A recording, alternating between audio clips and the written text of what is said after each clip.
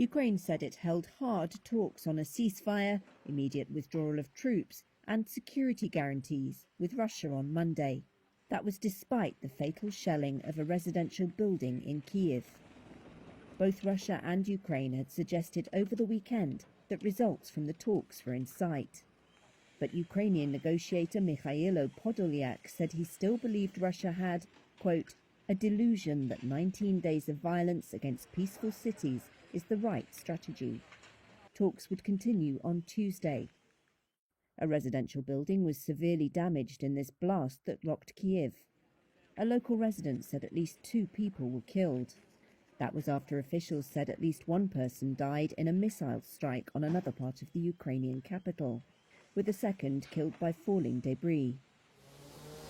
Russia denies targeting civilians in what it calls a special operation to demilitarize and denazify Ukraine. Ukraine and its Western allies call that a baseless pretext for a war of choice.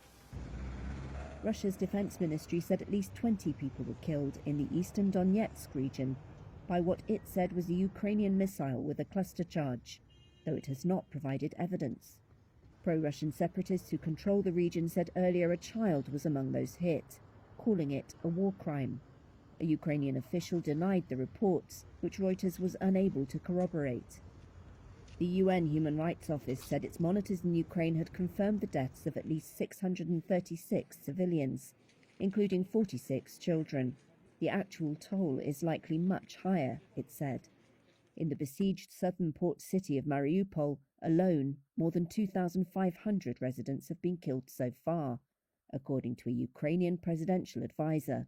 Reuters couldn't verify that figure. This drone footage of Mariupol was filmed by Azov, a former right-wing paramilitary which is now part of Ukraine's National Guard. The configuration of the buildings matches satellite photography. The Kremlin said everything was going to plan after one of Putin's closest allies, National Guard Chief Viktor Zolotov, said the operation was going more slowly than hoped. Kremlin spokesperson Dmitry Peskov said Russia has enough military clout to accomplish its aims in Ukraine on time and in full, including taking major cities.